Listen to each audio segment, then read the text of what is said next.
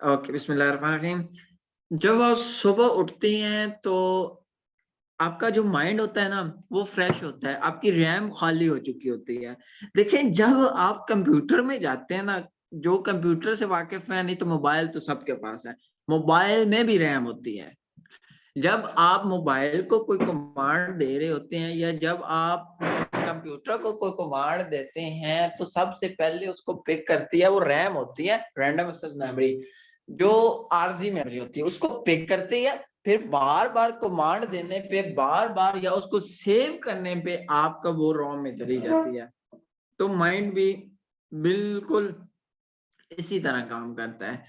आपने बस लेजीनेस, देखिए मैंने वो आप लोगों में मैक्सिमम लोगों से, काफी लोगों ने ये एक्टिविटी की भी है कि शीशे के सामने खड़े होना, अपने आप को बावर करवाना कि मैं ये हूं। देखिए, अब जिसको लेजीनेस का इशू है ना, उसके लिए भी यही एक्टिविटी है कि वो शीशे के सामने खड़ा हो।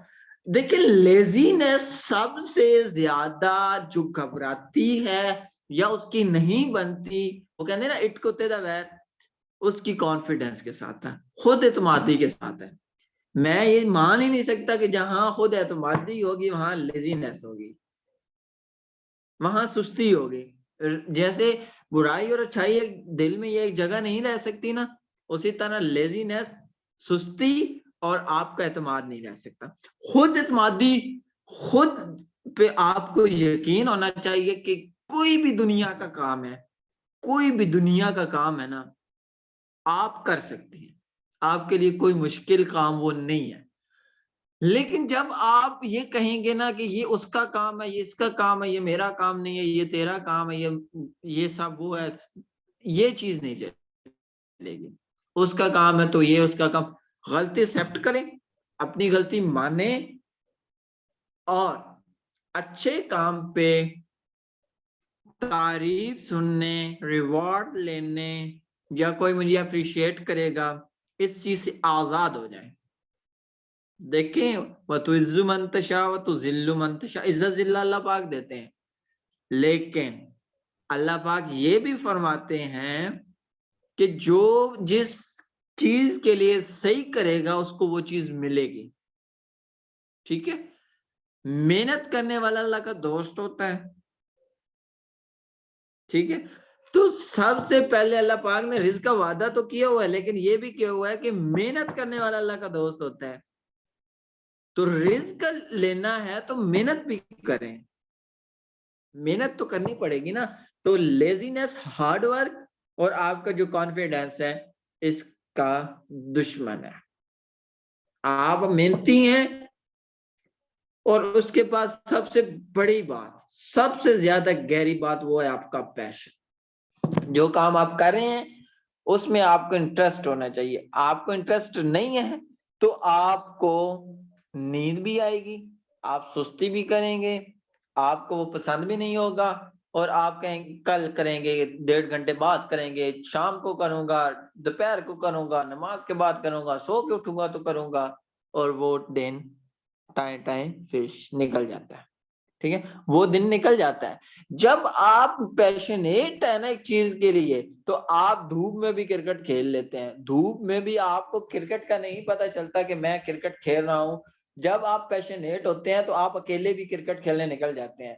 ठीक है, जब आप पैशनेट होते हैं तो आप बॉल उठा के अकेले ही बाहर निकल जाते हैं। जब आप पैशनेट होते हैं तो जब आप खुद बास्केटबॉल उठा के बास्केटबॉल ग्राउंड में चले जाते हैं। जब आप पैशनेट होते हैं तो आप खुद बुक उठा के कहीं बाहर चले जाते हैं। आप खुद बुक रूम बंद करके आप बुक खोल के बैठ जाते हैं। जब आपको कुछ चाहिए होता है, जब आप पैशनेट होते हैं, देखें सबसे पहले लेजीनेस का इलाज है कि आप मेहनती हो। मेहनत तब हो करेंगी आप जब आपका इंटरेस्ट होगा। इंटरेस्ट आपका तब आएगा जब आपको खुद में एतमाद होगा। खुद में एतमाद तब आएगा जब आपने कुछ बड़ा करने का सोच लिया हो। आपको सोच, आपकी बिलीव, आपकी सोच तब अच्छी होगी जब आपका बिलीव अच्छा होगा। आपका बिलीव तब अच्छा होगा जब आपको खुद पे उम्मीद, अल्लाह पे उम्मीद और खुद पे यकीन होगा। ठीक है, कि अल्लाह पाक मेरी मेहनत को जाया नहीं करेंगे। अब आप अपने पैशन को दरियाफ्त करेंगे और सुस्ती को कहेंगे बाय बाय। बस यही था आपका आज का लेक्चर। अभी आई होप आप लोगों को बात आपने पिक कर ली होगी अगर आपने गौर से सुना है तो। Thank you so much. अभी आप लोगों को कोई क्वेश्चन है तो वो कर दीजिए।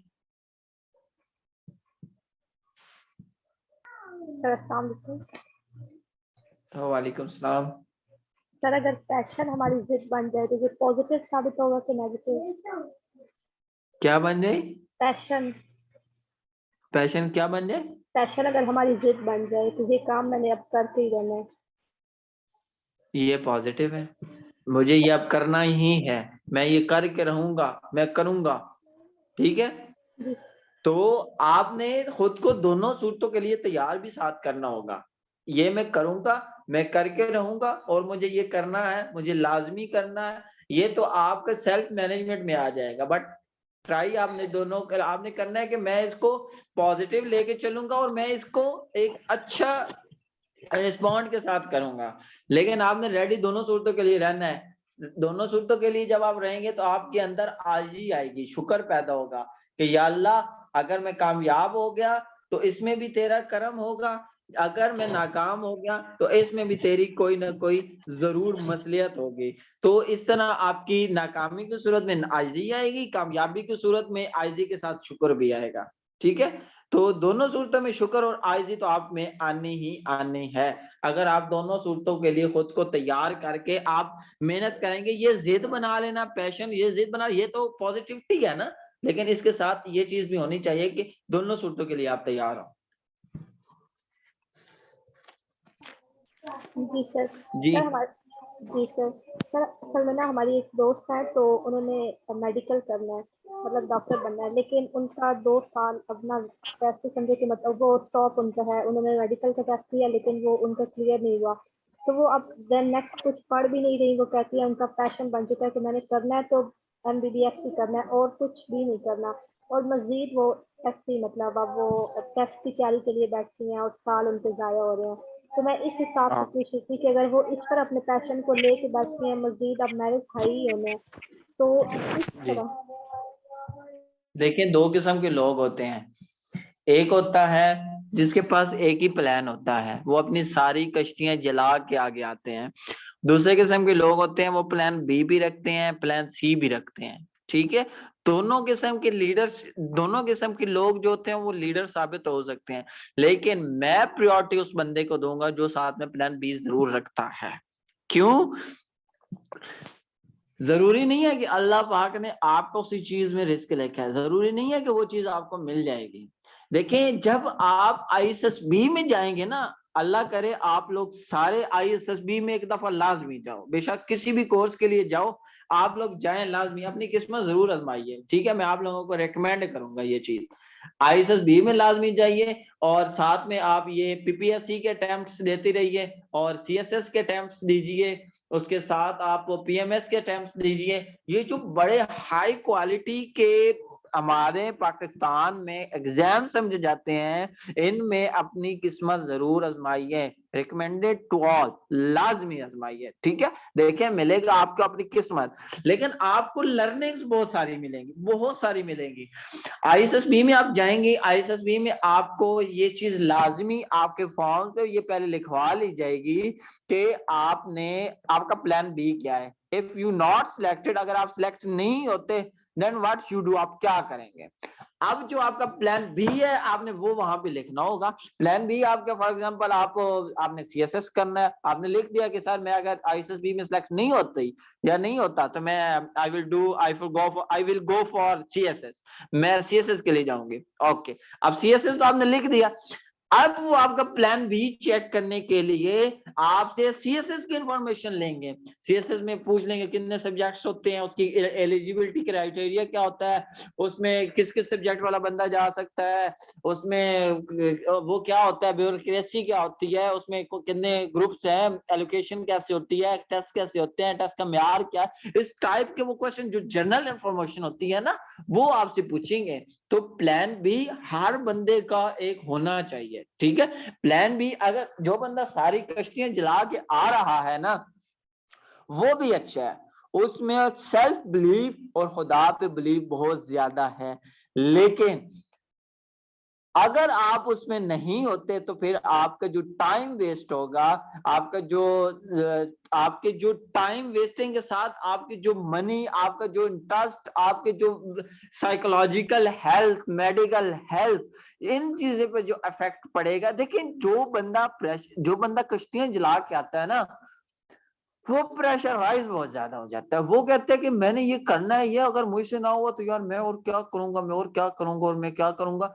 और प्रेशर इंसान का बेड़ा गर्क कर देती है। हर बंदा प्रेशर हैंडलिंग नहीं होता। 100 में से एक, बल्कि मैं 1000 में से एक बंदा कहूंगा कि जो 100% प्रेशर हैंडलिंग होता है। बहुत कम होते हैं ऐसे माई के लाल जो 100% प्रेशर हैंडलिंग होते हैं। तो अब एक और मैं आप बताऊं, आप प्लान बी साथ रखते हैं, अगर मैं इसमें नहीं होता तो कोई बात नहीं, मैं अपना 100% दूंगा। उसके बाद जो मेरे मालिक ने लिख दिया मेरे लिए, मैं वो करूंगा। और मेरा प्लान भी ये है। इसके बाद मैं ये थर्ड पोजीशन 2017 या 18 थर्ड पोजीशन थी, एक असिस्टेंट कमिश्नर है, अभी वो बेरा में है। असिस्टेंट कमिश्नर, वो बेरा डिस्ट्रिक्ट सरगोदा की एक तहसील है, ठीक है। थर्ड पोजीशन थी उनकी। उनका मैं इंटरव्यू सुन रहा था, सीएसएस में थर्ड, पूरे पाकिस्तान में, सिंध से, कराची से। तो उनको मैं सुन रहा था, तो वो कह रहे थे कि मैंने टीचिंग भी रखी हुई थी, मैंने बिजनेस भी रखा हुआ था, मैंने सीएसएस तो बस ऐसे ही अटेम्प्ट दी, और मैंने कहा कि अगर हो गया तो ठीक है, नहीं तो उसके बाद मैं टीचिंग करूंगा। उसके बाद देखिए वो बंदा, उसने मेहनत की, उस बंदे ने थर्ड पोजीशन ली पाकिस्तान पूरे में, ठीक है। थर्ड पोजीशन ली उसने पूरे पाकिस्तान में, उसके ऊपर प्रेशर नहीं था। सिंपली बात मैं यहाँ पे ये करना चाहूंगा, अगर आपको एक मैं पॉइंट कन्वे करूं, तो यहाँ पे पॉइंट ये है कि आप अगर कश्तियां जला के आते हैं तो आपको हार्ड वर्क ज्यादा करना पड़ेगा बनिस्बत स्मार्ट वर्क के, और आप पे प्रेशर, मेंटल प्रेशर बहुत ज्यादा होगा, जो कि आपके साइकोलॉजिकल हेल्थ को इफेक्ट करेगा, आपकी मेडिकल हेल्थ को इफेक्ट करेगा, और साथ में आप बैठ के आपकी फिजिकल हेल्थ को भी इफेक्ट करेगा। तो मैं ये रिकमेंड करूंगा, हाईली रिकमेंड करूंगा कि आपका प्लान बी साथ होना चाहिए, ताकि आप ये आपके माइंड में हो कि अगर ये मेरा प्लान ए नहीं होता तो मैं प्लान बी की तरफ जाऊंगा। Got it miss Mariam? जी सर, क्लियर हो गया। ओके जी, क्यों साहब? अस्सलाम वालेकुम सर। जी वालेकुम सलाम। सर जी, आपने सर अपना सबसे पहले जो मतलब के क्लास दी है वो मतलब के इसके बारे में थी ना कि हम लोग मायूस होकर बैठ जाते हैं, कभी कभी हमें ज्यादा खुशी मिलती है। तो सर मेरा सवाल ये कि हम लोग जब कभी कभी डीमोटिवेट हो जाते हैं, बहुत ज्यादा डीमोटिवेट हो जाते हैं, और उसके बाद बैठ ही जाते हैं, कोई काम करने को दिल ही नहीं करता, लेकिन उसके बावजूद भी हम कोशिश कर रहे होते हैं कि अपने आप को मोटिवेट रखें, तो उसमें भी नहीं रख सकते, वहां पर हमें क्या करना चाहिए? आपने लास्ट लेक्चर लिया था क्यूम साहब, how we can stay motivated?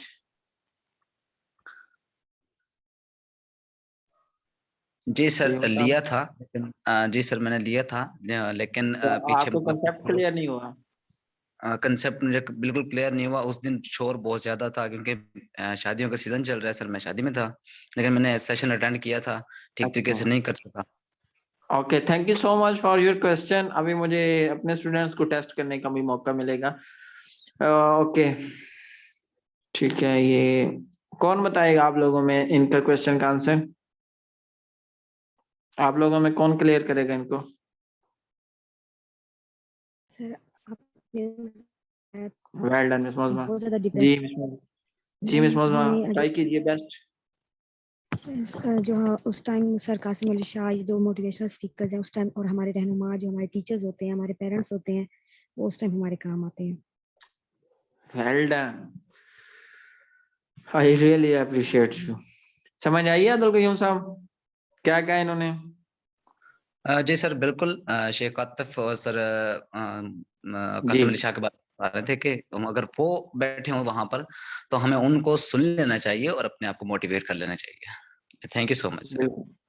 उनको सुनना इस तरह नहीं करना है, वो आपको मोटिवेट नहीं करते, ये मोटिवेशनल स्पीकर, देखिए आईएसएसबी की मैंने बात की थी, या मैंने ये सीएसए, ये बड़े बड़े लेवल, ये जो लोग होते हैं ये कहते हैं, जो लीडर्स होते हैं ना, साइकोलॉजी जो लीडर्स होते हैं ना, उनको मोटिवेशन की जरूरत नहीं पड़ती, वो मोटिवेट करते हैं।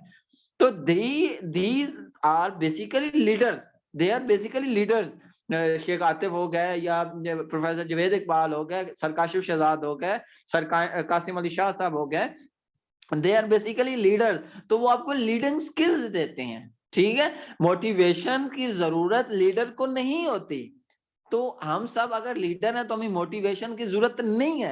वो जो स्किल्स देते हैं, वो जो बातें बताते हैं, जिंदगी के एक्सपीरियंस बताते हैं, हमें जिंदगी से कुछ हमें सिखाते हैं, वो चीज हमें बेसिकली एक अंदर, हमारे अंदर एक जुनून पैदा करती है कि हमने ये, वो एक अंदर चिंगारी उठाते हैं, एक अंदर चिंगारी लगी होती है कि उसको हवा देते हैं अपनी बातों से।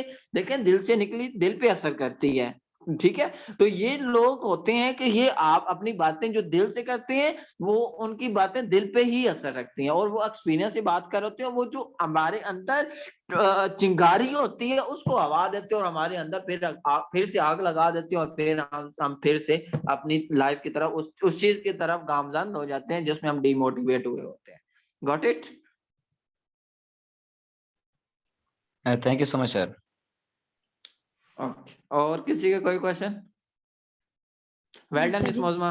सर मेरा एक क्वेश्चन है सर, मैं ना पेपर्स में, अगर मेरा बाज़ औक़ात ऐसा होता है कि मैं किसी पेपर में मेरा दिल नहीं होता पढ़ने का, मैं नहीं पढ़ती, और उसका मुझे ना ये नुकसान होता है कि पेपर में कोई एक ऐसा क्वेश्चन आ जाता है जो मुझे रिवाइज ना करने की वजह से मेरा वो गलत हो जाता है सर। हालांकि पता भी होता है पेपर है, और मैं खुद को मोटिवेट भी करती रहती हूँ कि मैं पढ़ूँ, लेकिन मैं बुक लेके बैठी रहूँगी, मुझसे नहीं पढ़ा जाएगा और ना ही कुछ मेरे जहन में बैठेगा।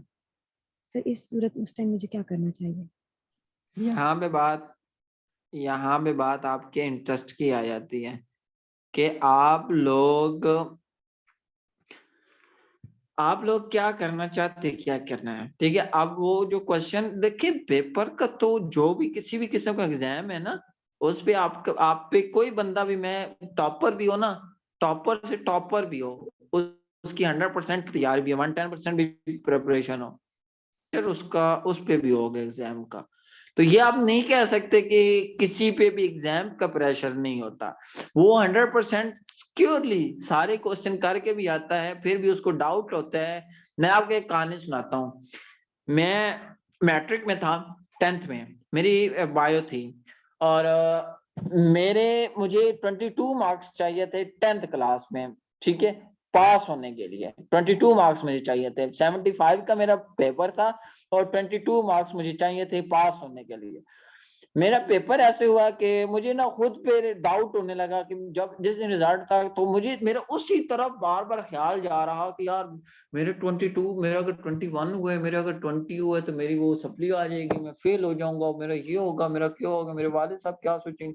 मतलब मैं उसमें अभी अभी, क्योंकि ना मैं इन चीजों में घुसा नहीं था, मुझे इन चीजों का पता ही नहीं था कि ये मैं क्या कर रहा हूँ, कैसे कर रहा हूँ। मैं पता नहीं यार मैं क्या होगा, 22 20 22 20, ये चीज मेरे ना घुसी जा रही थी। फिर मैं सोचता कि मैंने वो पेपर में वो क्वेश्चन किया था, वो मेरा क्या ठीक था, वो मैंने गलत किया था यार, वो गलत ना हो गया, वो ना गलत। रिजल्ट आया, उसी दिन रिजल्ट आया। यू कैन इमेजिन 75 में से 74 मार्क्स थे मेरे। आप लोग इमेजिन कर सकते हैं, इतना मैं प्रेशराइज था उस वक्त कि मेरे 22 मार्क्स नहीं आएंगे, मैं पास नहीं होऊंगा, बट 75 में से 74 मार्क्स आए। तो कभी कभी ऐसा होता है, मैंने आपको बकायदा ये चीजें बताई थी कि आप लोग 95% ऐसी चीजें होती हैं जो हमारे माइंड में सिर्फ घुसी हुई होती हैं खामखा, जिसको हम वहम का नाम भी दे सकते हैं। तो 5% एक्चुअल चीजें होती हैं जो एक्चुअल प्रॉब्लम्स होती हैं, जिनको हमने फेस करना होता है, और 95% प्रॉब्लम्स हम खुद ही क्रिएट कर रहे होते हैं अपने लिए, अपने साथ जुड़े लोगों के लिए, ठीक है। तो आपने कहा कि आपसे पढ़ाई नहीं होती, आपको पता भी होता है कि आपका एग्जाम है, तो ये है, वहां पे बात आपकी इंटरेस्ट की आ जाती है। ये तो मैंने बात की ना प्रेशर हैंडलिंग की, एग्जाम में प्रेशर होता है और रिजल्ट के जो प्रेशर होते हैं।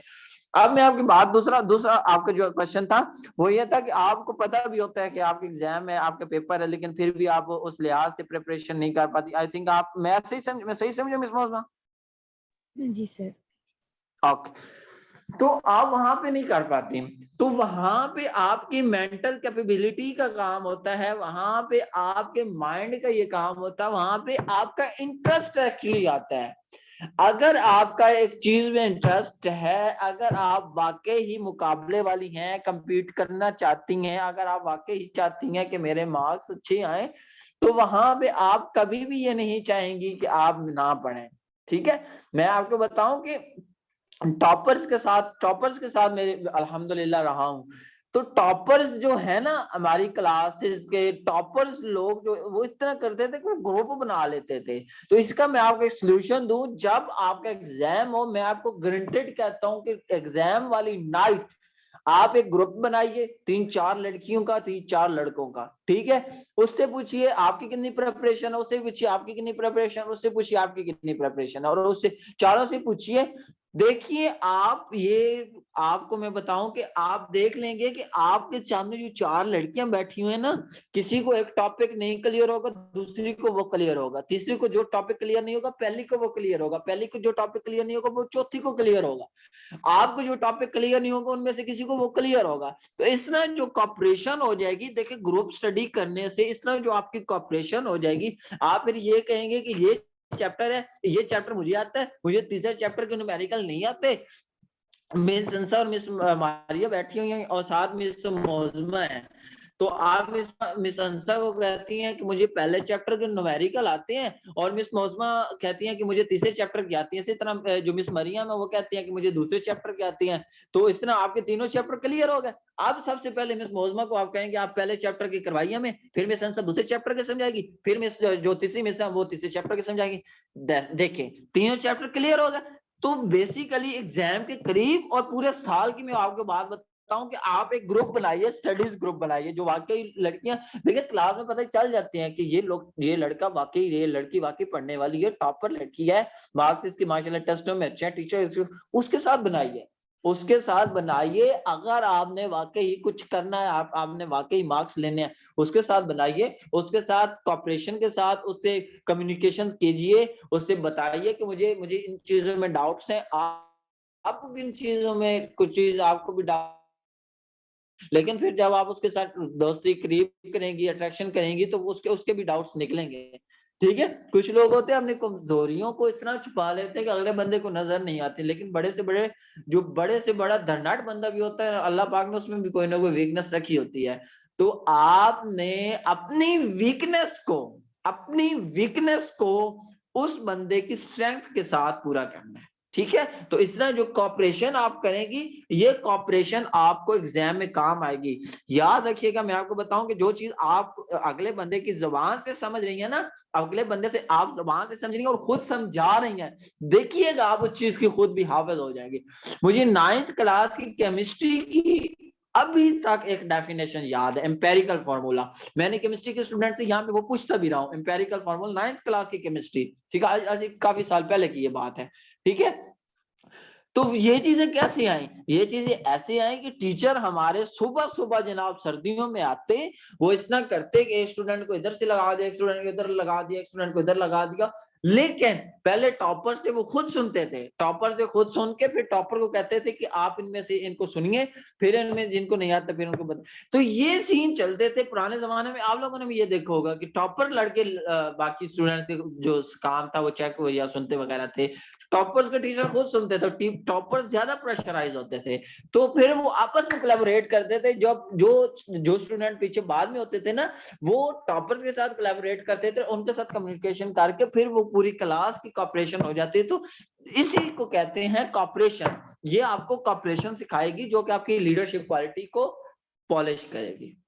मिस मौजमा, आपको बात समझ आई है? जी सर, जी सर, क्लियर है? जी सर, इंशाल्लाह मैं कोशिश करूंगी। ओके, इंशाल्लाह। नेक्स्ट किसी का कोई क्वेश्चन? अस्सलाम वालेकुम सर। जी वालेकुम सलाम इस्लामा। सर मेरा एक क्वेश्चन है सर। जी जी अक्सर हम लोगों को मुसलसल कामयाबी मिलती रहती है, तो हम ना मोटिवेट होने के बजाय डीमोटिवेट हो जाते हैं।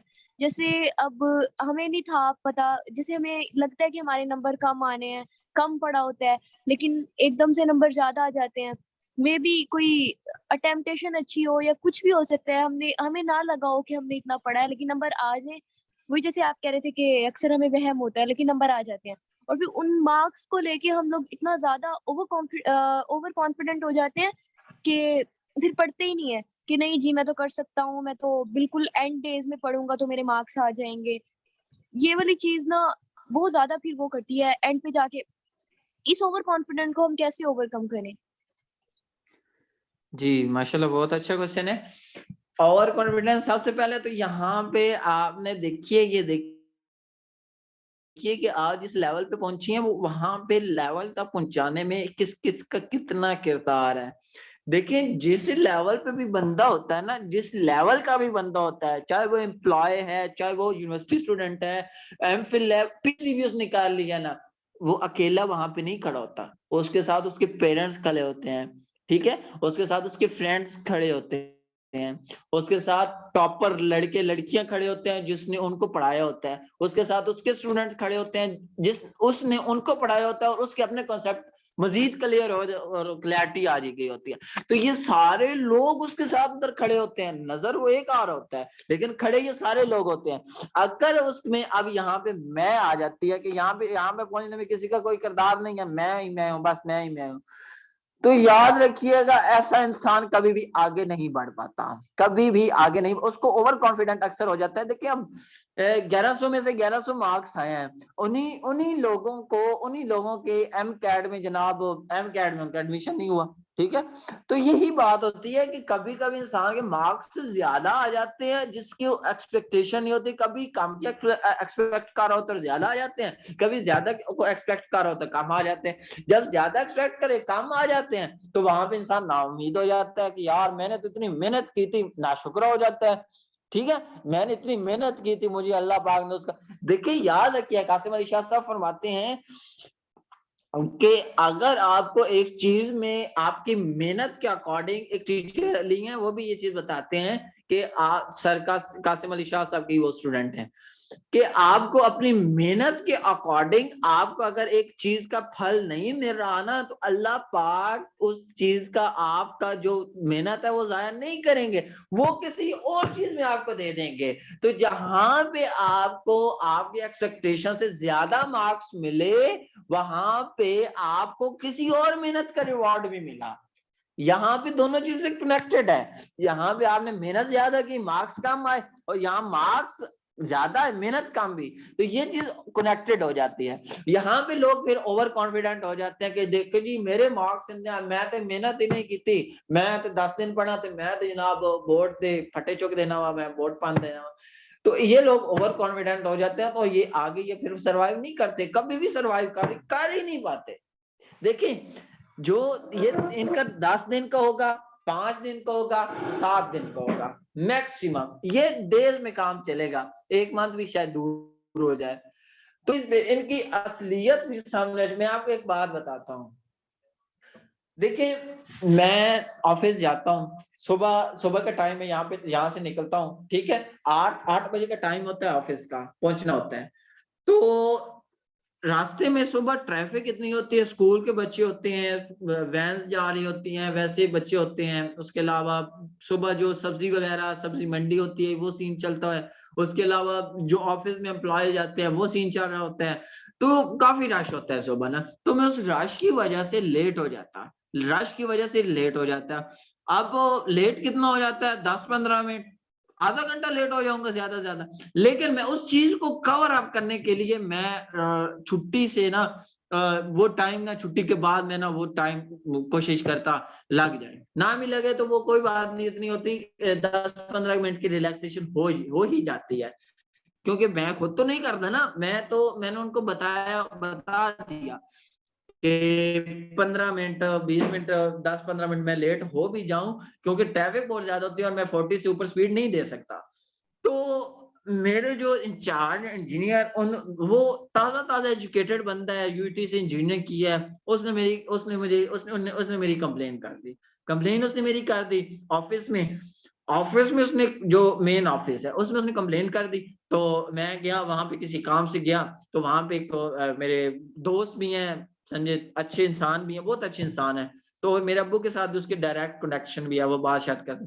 तो उसने मुझे कहा कि आप सुबह कब आते हैं? मैंने कहा मैं कभी 8:15 आ जाता हूँ, कभी 8-10 भी आ जाता हूँ, तो इस टाइम पे मैं अच्छा तो कोशिश किया करें जल्दी आ जाया करें। ठीक है, मैंने कहा क्यों, क्या हुआ? कह वो मुझे मुस्तफ़ा ने बताया। मैंने कहा अच्छा, तो मुस्तफ़ा साहब ने आपको ये बताया, तो मैंने उनको भी बताया, तो मैं आपको भी बता रहा हूँ कि सुबह काफ़ी रश होता है। तो मुझे मेरे एक अंकल है, उन्होंने भी बताया, वो पीएफ में होते हैं। पीएफ में ये रूल होता है कि जो लोग उनके पास लोग भी हो ना, तो 2 से वो काम लें और 8 को छुट्टी दें, और एक्चुअली उनको काम चाहिए होता है। मेरी अल्हम्दुलिल्लाह आदत है कि मैं हूँ ना हूँ, काम मेरे हिस्से का जो है वो रुकता नहीं है, वो काम मेरे हिस्से का होता रहता है। ठीक है, वो मैं पीछे ऐसे बंदे के हवाले करता हूँ कि वो काम माशाल्लाह वो करता है, फिर उनका जो काम वो फिर मैंने एक जगह बात बताई थी कि एक दूसरे का देते हैं, मैं उनको काम कर देता हूँ, क्या है? कुछ भी नहीं होता,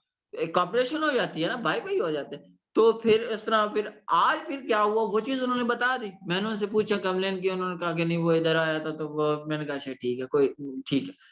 आज क्या हुआ, आज थी क्लोजिंग। अल्लाह पाक कैसे बचाते हैं, आज थी क्लोजिंग, तो क्लोजिंग के वक्त अब मेरा टाइम खत्म होना था, और मैं टाइम से 45 मिनट लेट। वो बंदा आधा घंटा पहले चला गया और मैं टाइम से भी 45 मिनट लेट निकला, राइट। तो मैं जब निकला ना, तो वही अफजाल बंदा जिसको उसने मेरी कंप्लेन की थी, अब उस बंदे के दिल में तो होगा ना, उसने जिसको उसने कंप्लेन की थी, तो वो मुझे मिला, उसने कहा आप जा रहे हैं? मैंने कहा हाँ जी आप जा रहा हूँ। मैंने मोबाइल निकाला, मैंने कहा ये देखें, अब सुबह आने का तो मेरा देखा जा रहा है, लेकिन अब ये जाने का भी तो देखें ना, 8:45 पे मैं यहाँ से निकल रहा हूँ। तो उन्होंने कहा कि मैंने कहा नहीं, मैं उनकी बात कर रहा हूँ। उन्होंने कहा अच्छा ठीक है, कोई बात नहीं। तो इस तरह इंसान जो ज्यादा वो लड़का, जिस तरह इंसान ओवर कॉन्फिडेंट हो जाता है ना, जब खुद पे एतमाद ज्यादा करने लग जाता है ना, तो इंसान की असलियत फिर सामने आ जाती है। तो ये बात होती है कि जब इंसान खुद पे बिलीव करता है और उसके बाद अपने अल्लाह पे बिलीव करते हैं। मैंने आपको अल्हम्दुलिल्लाह काफी चीजें बताई हुई हैं कि कभी भी मुझे किसी भी जगह पे अल्हम्दुलिल्लाह कभी मार पड़ते पड़ते भी बच गई।